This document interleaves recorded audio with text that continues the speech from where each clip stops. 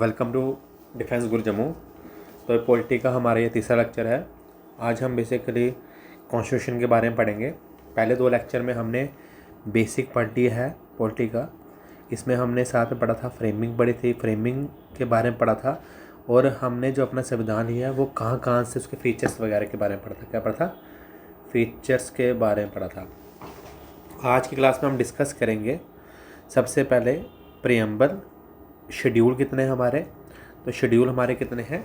12 schedule हैं। Part कितने हैं इसके? 25 पार्ट हैं। और आर्टिकल कितने हैं? लगभग 450 से भी है, ज़्यादा है। अमेंडमेंट 105 प्लस अभी तक अमेंडमेंट हो चुकी है। ठीक है। सबसे पहले ये शेड्यूल क्या होता है, पार्ट क्या होता है, आर्टिकल। देखो, ये आपकी एक बुक है, ये आपकी क्या है? एक बुक है। बुक के अंदर क्या रहता है बेसिकली? एक तो रहता है आप लोगों का क्या, चैप्टर के अंदर कुछ क्या होते हैं, रूल्स वगैरह होते हैं। ठीक है। तो चैप्टर आपका क्या हो गया? पार्ट हो गया। चैप्टर क्या हो गया? पार्ट हो गए। तो चैप्टर कितने हैं आपके, मतलब पार्ट कितने हैं? 25 हैं। उन पार्ट के अंदर क्या रहते हैं? कुछ रूल्स वगैरह रहते हैं। तो रूल्स कितने हैं? लगभग 450। अब ये शेड्यूल क्या होता है? सबने देखा होगा कि बुक के लास्ट पेज में ग्लॉसरी रहती है, एक्स्ट्रा इन्फॉर्मेशन के लिए कुछ चीज़ दी होती है। जैसे अगर साइंस की बुक है उसमें बायो की डेफिनेशन हो जाएगी, जोलॉजी की हो जाएगी, बॉटनी की हो जाएगी। ठीक है। तो जो एक्स्ट्रा इन्फॉर्मेशन दे रहा होता है उसको हम क्या कहते हैं? यहाँ पे शेड्यूल कहते हैं। ठीक है। अब सबसे पहले प्रीएम्बल के बारे में पढ़ लेते हैं। ठीक है। ये आप लोगों के लिए मैंने तभी पहले सब कुछ लिख दिया है सो डैट कि आपको जल्दी ग्रैस्प भी हो जाए और जो लेक्चर का ड्यूरेशन है वो भी क्या हो जाए, कम हो जाए। सबसे पहले प्रीएम्बल में क्या आता है? वर्ड्स कौन से है? Sovereign, socialist, secular, democratic, Republic, justice. ठीक है। जस्टिस में क्या आ जाएगा? Political, social, economic, liberty, equality और फ्रेटर्निटी। ठीक है। और लास्ट का आ गया इंटीग्रिटी। ठीक है। वो मैंने लास्ट टाइम बोला था, वही the people of India have Solomon believe in. ठीक है। जो आपका एनसीईआरटी होता है उसके पहले पेज में बना होता है। अगर लास्ट लेक्चर में आपको चाहिए होगा कि सर दिखा दो मैं प्रीएम्बल, तो मैं दिखा भी दूंगा। ठीक है। तो सबसे पहले याद करने के लिए ट्रिक किसका क्या है? 100 SDR का बोलेंगे। क्या बोलेंगे? 100 SDR। अगर आप आगे जाके इकॉनमी पढ़ोगे तो SDR क्या रहता है? वैसे काफ़ी सारी इकॉनमी को मिला के एक हमारे पास पेपर करेंसी मिलती है, उसको हम कहते हैं SDR कहते हैं। 100 तो 100 से क्या आ गया? सोवियन, सोशलिस्ट, फिर सेकुलर आ गया, डेमोक्रेटिक, रिपब्लिक। फिर यहाँ से हम जलेबी का वर्ड सुना होगा तो जलेबी से जलेफी बना दें, JLEFI। Justice, liberty, equality, fraternity और इंटीग्रिटी। ये जस्टिस कहाँ से लिया हमने? ये रशिया रेवोल्यूशन से लिया हुआ है, पेपर में आता है तभी मैं ये मार्क करवा रहा हूँ। और जो आपका इक्वलिटी वगैरह है, लिबर्टी है और फ्रेटर्निटी है, ये कहाँ से लिया हुआ है? फ्रेंच रेवोल्यूशन से लिया हुआ है।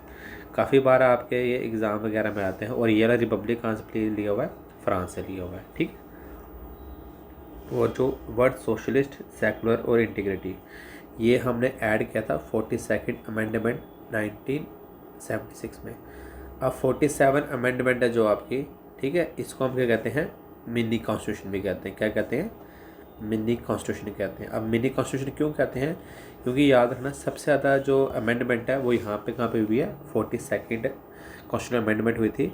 इसमें प्रीएम्बल में भी चेंज हुई है। अभी तक प्रीएम्बल में सिर्फ एक बार ही चेंज हुई है। आल तो ये पार्ट पहले भी थे, मतलब कि हमारे जो कॉन्स्टिट्यूशन था उसमें ये चीज़ें थी पर रिटन फॉर्म में नहीं थी।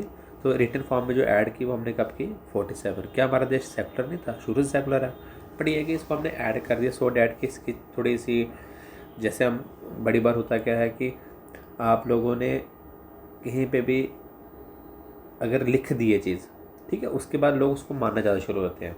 ठीक है। जैसे CCTV लगाते हैं, अगर वहाँ पे पता है कि लोगों को CCTV लगा हुआ है तो वहाँ पे लोग वैसे ही बिहेव करेंगे। ठीक है।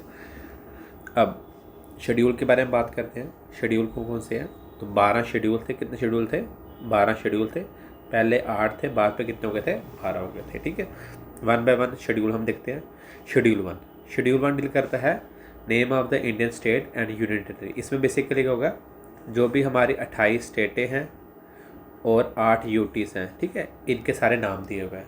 अब हर बार से आर्टिकल बोलूँगा कि इसमें सारे स्टेट आएंगे। अब सारे स्टेट कौन से आएंगे वो नाम देखने, तो यहाँ एक्स्ट्रा इन्फॉर्मेशन के लिए मैं खोल लूँगा, शेड्यूल खोल लूँगा। ठीक है।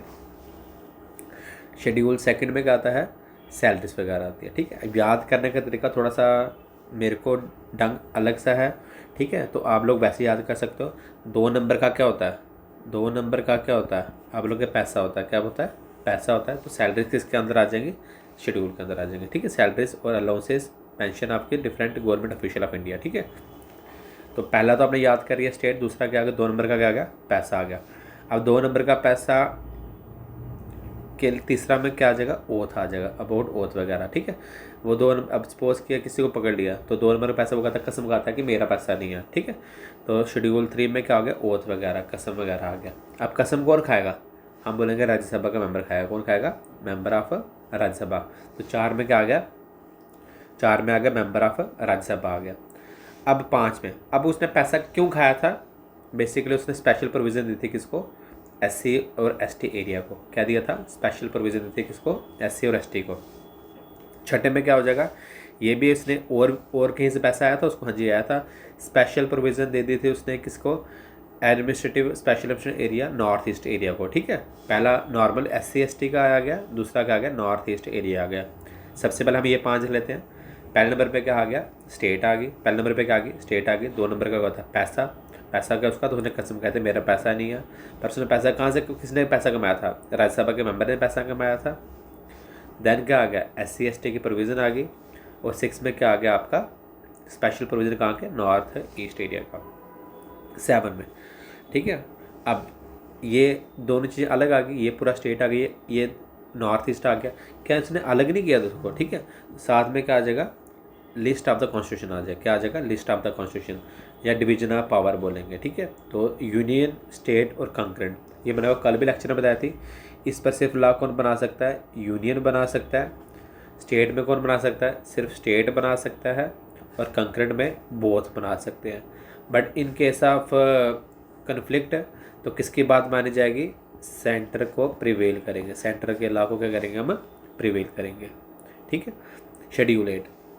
अब ऑब्वियस है, जब लोगों को डिवाइड करने की बात होगी तो लोगों की लैंग्वेज क्या होगी, ख़राब होगी। ठीक है, तो इसमें क्या आ जाएगा, लैंग्वेज ऑफ द कॉन्स्टिट्यूशन। क्या आ जाएगा, लैंग्वेज ऑफ द कॉन्स्टिट्यूशन। 26 जनवरी 1950 को कितनी लैंग्वेजेस थी, 14 लैंग्वेजेस थी। बट आज के टाइम पे क्या है, 22 लैंग्वेजेस हैं। ठीक है, इसमें सिंधी लैंग्वेज भी है, नेपाली भी है, कोंकणी भी है, मणिपुरी भी है, मिथाली, बोडो, डोगरी। अब हमारे लिए डोगरी इंपॉर्टेंट है, अगर जो बच्चा जेकेपी का एग्ज़ाम दे रहा है, नेपाली भी याद रखना है। ठीक है, तो ये हमें सब कुछ रखना है, याद रखना है। पर इसमें 22 में हमारी इंग्लिश आएगी, इंग्लिश नहीं आएगी। ठीक है, शेड्यूल 9 क्या आ गया, लैंड रिफॉर्म के लिए, किसके लिए है, लैंड रिफॉर्म के लिए। 10 का क्या आ गया, एंटी डिफेक्शन लॉ। ठीक है, अभी एंटी डिफेक्शन लॉ कब आया था, 52 अमेंडमेंट हुई थी, कब आई थी, 1985 में। एंटी डिफेक्शन लॉ क्या हो गया, थोड़ा सा आपको मैं इसका ब्रीफ बता देता हूँ। सपोज किया एक कैंडिडेट बीजेपी का है, ये जीतता है। ठीक है, कल को कांग्रेस वाले उसको सपोज किया कुछ 2 करोड़ रुपए देते हैं कि तू हमारी पार्टी में आ जा। तो पहले पहले होता क्या था, चले जा सकते थे, बट अब नहीं जा सकते। अगर कोई मेंबर छोड़कर दूसरी पार्टी में जाएगा, क्योंकि लोगों ने किसको चुना हुआ है, उस आदमी को भी चुना है और बेसिकली सबसे पहले उस पार्टी को चुना हुआ है। अब ये तो करेगा नहीं हम बीजेपी छोड़कर कांग्रेस ज्वाइन कर लेगा। तो अगर ऐसा करता है तो एंटी डिफेक्शन लॉ के अंडर उसकी सीट क्या हो जाएगी, ख़त्म हो जाएगी। ठीक है, तो 11 और 12, शेड्यूल 11 और 12 में क्या था, पंचायत और म्यूनसिपैलिटी। ठीक है, ये 73rd अमेंडमेंट है 1992 में, और ये 74 है, ये भी क्या है 92 में। ठीक है, अब एक बारी आपको फिर से बता देते हैं, फिर आपको मैं याद करवा दूंगा। सबसे पहले शेड्यूल 1 बात करता है कितनी स्टेटें, नंबर ऑफ़ स्टेट्स वगैरह यूटी के बारे में। 28 स्टेटें हैं और 8 के हैं यूटी हैं। 2 नंबर का क्या होता है, पैसा होता है। ठीक है, उसने क्या कही थी, कसम खाई थी। किसने कसम खाई थी, वो पैसा किसका है। ठीक है, किसी को पूछा, वो कहता है कि कसम से मेरा नहीं है। वो बंदा कौन था, मेंबर ऑफ राज्यसभा। पैसा कहाँ से कमाया था, स्पेशल प्रोविजन दे दी उसने किसको, एससी एसटी को, और बाद पे किसको दे दी, नॉर्थ ईस्ट को दे दी। ये तो एरिया डिवाइड करने की कोशिश कर रहा है। एरिया डिवाइड करने की कोशिश करेगा तो क्या करेगा, डिवीजन ऑफ पावर आ जाएगा, डिवीजन ऑफ पावर आ जाएगा। ठीक है, फेडरल। ठीक है, उसको हम फेडरल सिस्टम भी कहते हैं, मैंने लास्ट लेक्चर में बताया था। आप कितने टाइप में बांट सकते हैं, union list, state list, concurrent list.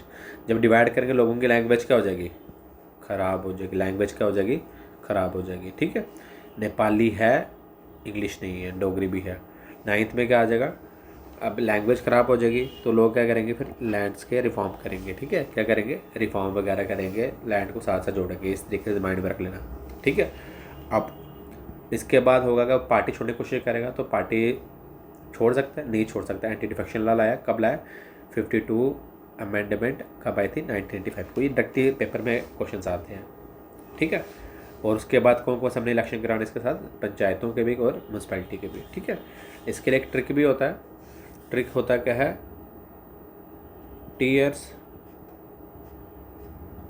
Of old PM 1 2 3 4 5 6 7 8 9 10 11 और 12। ठीक है, या तो जैसे आपको मैंने याद करवाया हो ऊपर से वैसे याद कर सकते हो, या ये कर सकते हो। टी से आ गया टेरिटरी, टी से क्या आ गया, टेरिटरी आ गया। ई से अमोलूमेंट। ठीक है, सैलरी को कहते हैं इमोलूमेंट्स भी कहते हैं, क्या कहते हैं, इमोलूमेंट्स भी कहते हैं। ठीक है, ए से, ठीक है, ए से आ गया एफ्रीमेशन, ओथ एंड एफ्रीमेशन, क्या कहते हैं इसको, एफ्रीमेशन। एफ्रीमेशन, ओथ को हम क्या कहते हैं, एफ्रीमेशन कहते हैं। आर से आपका क्या आ गया, राज्यसभा, आर से क्या आ गया, राज्यसभा। एस से क्या आ गया, एस से क्या, स्पेशल प्रोविज़न। ठीक है, स्पेशल प्रोविज़न। ओ से अदर वालों को, एफ से फेडरल। ठीक है, डिवीजन ऑफ पावर को हम क्या कहते हैं, फेडरल सिस्टम कहते हैं। ओ से आपका आ गया ऑफिशियल लैंग्वेज, एल से लैंड रिफॉर्म, डी से डिफेक्शन, पी से पंचायत, एम से म्यूनसिपैलिटी। ठीक है, आप इसको वापस रिपीट करके भी देख सकते हो कि मैंने किस तरीके से याद करवाया। आप ये भी कर सकते हो, याद वगैरह कर सकते हो। ठीक है, ये चीज़ क्लियर होगी। ठीक है, अब इसके बाद जब मैंने याद करवाया था तो आपको याद कैसे करवाया था, मेरे लेक्चर का मेन पर्पस क्या है, ये आपको यहीं पे चीज़ें क्या हो जाए, याद हो जाए। ठीक है, सबसे पहले वन में मैंने क्या बोला था, इसमें क्या आ जाएगा, स्टेट और क्या आ जाएगा, यूटी आ जाएगा। 2 नंबर का क्या होता है, पैसा होता है। 2 नंबर का क्या होता है, पैसा, सैलरी होता है। अब पैसा किसका था, उसने क्या आती कसम खा ली, मेरा पैसा नहीं है, ओथ। ठीक है, 4 में ओथ किसने खाई थी, राज्यसभा के मेंबर ने। ठीक है, अब पैसा कहाँ से आया था, स्पेशल प्रोविज़न दे दी थी किसको, एससी और एसटी को। ठीक है, बाद में छठे में क्या आ जाएगा सर, छठे में आ जाएगा आप लोगों का अदर को भी, मतलब नॉर्थ ईस्ट एरिया को भी क्या दे थी, स्पेशल प्रोविज़न दे दी थी। ठीक है, अब जब दोनों को डिवाइड करेगा तो लोगों की क्या हो जाएगी, लैंग्वेज ख़राब हो जाएगी, ऑफिशियल लैंग्वेज हो जाएगा। ठीक है, ऑफिशियल लैंग्वेज ख़राब होगी तो फिर 8वें में क्या आएगा, 8वें में आएगा क्या कहते हैं, लैंग्वेज, सॉरी 7वें में पहले तो डिवीजन करेंगे, क्या करेंगे, डिवीजन ऑफ क्या करेंगे, पावर वगैरह। ठीक है, फिर उसके बाद लैंग्वेज, 8वें में क्या आ जाएगा, लैंग्वेज। फिर 9 में आपका आ जाएगा लैंड्स वगैरह के लिए रिफॉर्म वगैरह। 10 में आपका आ जाएगा क्या, एंटी डिफेक्शन ला, एंटी डिफेक्शन ला। और 11 में पंचायत और 12 में म्यूनसिपैलिटी। ठीक है, तो यहाँ से आपको क्या हो गया, याद हो गया। ठीक है, यहाँ से आपको क्या हो जाएगा, सारा याद हो जाएगा। क्लियर है, अब आपने टीयर ऑफ ओल्ड पीएम करना है, जैसे भी करना आप लोग कर सकते हो। ठीक है, अब हम पहला पार्ट पढ़ने जा रहे हैं। अब सबसे पहले अगर हम पहले पार्ट के बारे में बात करें तो पहले पार्ट में जो हम मेन आर्टिकल ही देखेंगे। ठीक है, पहला पार्ट हो गया यूनियन एंड स्टेट। ठीक है, अब शेड्यूल में क्या है, शेड्यूल में सिर्फ लिस्ट दी हुई है नामों की। यहाँ पे क्या दिया हुआ है कि हमारी स्टेट कैसे बनेगी, यूटी कैसे बनती है, वो सब कुछ यहाँ पे बताया हुआ है। आर्टिकल 1 से लेकर 4 तक डील करता है पार्ट 1 के साथ। सबसे पहले आर्टिकल 1 ये क्या बात करता है, इसमें लिखा हुआ है India that is Bharat shall be union of state, shall be union of state. अब यूनियन का मतलब हो गया, हमारे यहाँ पे बेसिकली पूरा फेडरल में डिवीजन ऑफ पावर बिल्कुल नहीं मिली है। जैसे यूएसए में क्या है, स्टेट के पास अलग पावर है, सेंटर के पास अलग पावर है। हमारे पे यहाँ पे क्या है, centre is more powerful, centre is more powerful, मतलब यूनियन इज़ मोर पावरफुल। ठीक है, वैसे याद रखेंगे। ठीक है, शेड्यूल 2 ये बात करता है entrance of new state in India. ठीक है, कि हम कोई भी स्टेट को, नई स्टेट है, कोई भी एग्जिस्ट स्टेट को हम क्या कर सकते हैं, नई स्टेट बना सकते हैं। जैसे सिक्किम बनी थी 36 अमेंडमेंट 1972 में। ठीक है, आर्टिकल 3 बात करता है birth of new state in India. जैसे JK UT बना 2019 में, लद्दाख बना, तेलंगाना बना, ठीक है। तो हम किसी भी स्टेट को नई स्टेट भी बना सकते हैं, ठीक है। अगर तो हम सपोज किया कोई बाहर की कंट्री से कोई स्टेट ऐड करते हैं तो उसके लिए भी क्या कहते हैं, हमारे पास प्रोविज़न वगैरह रहते हैं। पार्ट 2 डील करता है सिटीज़नशिप के साथ। अब सिटीज़नशिप की बात करें तो आर्टिकल 5 से लेकर 11 तक है, किस तरीके से हम सिटीज़नशिप एक्वायर कर सकते हैं या कैसे हमारी सिटीज़नशिप हमसे ले सकते हैं गवर्नमेंट, उसके बारे में पढ़ेंगे। आर्टिकल 5 ये बात करता है डेफिनेशन ऑफ सिटीज़नशिप। सिटीज़नशिप की डेफिनेशन क्या है, और इसमें कंसेप्ट दिया हुआ है सिंगल सिटीज़नशिप का। सिंगल सिटीज़नशिप लास्ट लेक्चर में बताया था, हमारे यहाँ पे सिर्फ एक ही सिटीज़नशिप है, there is no citizenship of our own state, ठीक है। तो हमारे यहाँ पे क्या करें, सिर्फ एक इंडिया की सिटीज़नशिप रहेगी। ये नहीं है कि हमारे स्टेट की है या हम किसी और देश की भी ले सकते हैं। अगर हमें इंडिया की सिटीज़नशिप छोड़नी पड़ेगी, मतलब दूसरे की लेनी है, फिर इंडिया की छोड़नी पड़ेगी, ठीक है। आर्टिकल 6 बात करता है about the citizenship of the people migrated from Pakistan. जो पाकिस्तान से है उनके बारे में बात करता है, जो लोग वहाँ से अपनी सिटीजनशिप के बारे में बात करता है। शेड्यूल आर्टिकल 7 बात करता है about the citizenship of the people migrated to Pakistan from India, ठीक है, जो इंडिया से पाकिस्तान गए हुए हैं। अब आर्टिकल 9 बात करता है टर्मिनेशन ऑफ द सिटीजनशिप। अब टर्मिनेट कैसे हो सकती है, ठीक है। अब टर्मिनेट का भी आपको बताया तो सबसे पहले अगर तो किसी के पास ड्यूल सिटीजनशिप है, क्या है, ड्यूल सिटीजनशिप है, सपोज किया यहाँ पे इंडिया की भी है और वहाँ जाके किसी की कनाडा की ले लेता है, ठीक है। इस केस में क्या होगा, उसकी इंडिया की सिटीजनशिप ऑटोमेटिकली ख़त्म हो जाएगी, एक तो ये, ठीक है। या बंदा कभी कभी खुद भी रिनाउंस कर सकता है, खुद ही छोड़ देगा कि हाँ मैंने कहीं हो जाना है, मेरे को इंडिया की सिटीजनशिप नहीं चाहिए। और तीसरा केस क्या था, अगर किसी एनिमी कंट्री के साथ तो उसके कुछ लिंक पाए जाते हैं, तो उस केस में भी सिटीजनशिप हम क्या कर देते हैं, उसकी टर्मिनेट वगैरह कर देते हैं। क्या कर देते हैं, टर्मिनेट वगैरह कर देते हैं।